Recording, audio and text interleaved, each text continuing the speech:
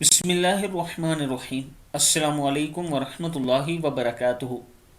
آبدراج channel کی طرف سے آج میں اپنے دوستوں کو رمضان المبارک کی فضیلت اور روزوں کا ثواب، اس کے بارے میں رسول اللہ صلی اللہ علیہ وآلہ وسلم نے کیا بتایا وہ بتاؤں گا۔ اس سے پہلے میں اپنے تمام دوستوں کا شکریہ ادا کرنا چاہتا ہوں کہ آپ دوستوں کے تعاون کی وجہ سے ہم نے بہت سی فیملیوں میں راشن تقسیم کیا ہے رمضان المبارک کے لیے۔ ابھی بہت سے لوگ ایسے ہیں جنہوں نے درخواست کی کہ ہم بھی غریب ہیں، ان میں یتیم اور بیوہ عورتیں بھی موجود ہیں اور بوڑھے لوگ بھی موجود ہیں۔ اگر آپ دوست مزید تعاون کریں تو انشاءاللہ ان لوگوں کا رمضان اچھا گزر سکتا ہے۔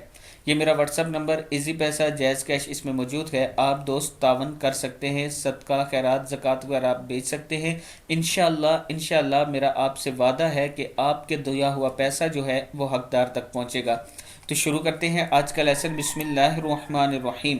حضرت ابو ہریرہ رضی اللہ تعالیٰ عنہ فرماتے ہیں کہ رسول اللہ صلی اللہ علیہ وآلہ وسلم نے ارشاد فرمایا، جب رمضان کی پہلی رات آتی ہے تو شیاطین اور سرکش جنات بیڑیوں میں جکڑ دیے جاتے ہیں اور جہنم کے دروازے بند کر دیے جاتے ہیں، پس ان میں سے کوئی دروازہ کھلا نہیں رہتا، اور جنت کے دروازے کھول دیے جاتے ہیں، پس ان میں سے کوئی دروازہ بند نہیں رہتا، اور ایک پکارنے والا پکارتا ہے، اے بھلائی کے چاہنے والو آگے بڑھو، اور اے برائی کے چاہنے والو رک جاؤ، اور اللہ تعالیٰ کی طرف سے بہت سے گناہگار بندوں کو جہنم سے رہائی دی جاتی ہے، اور یہ فیصلہ ہر رات ہوتا ہے، یعنی رمضان کی ہر رات ہوتا ہے۔ ترمذی کی حدیث ہے۔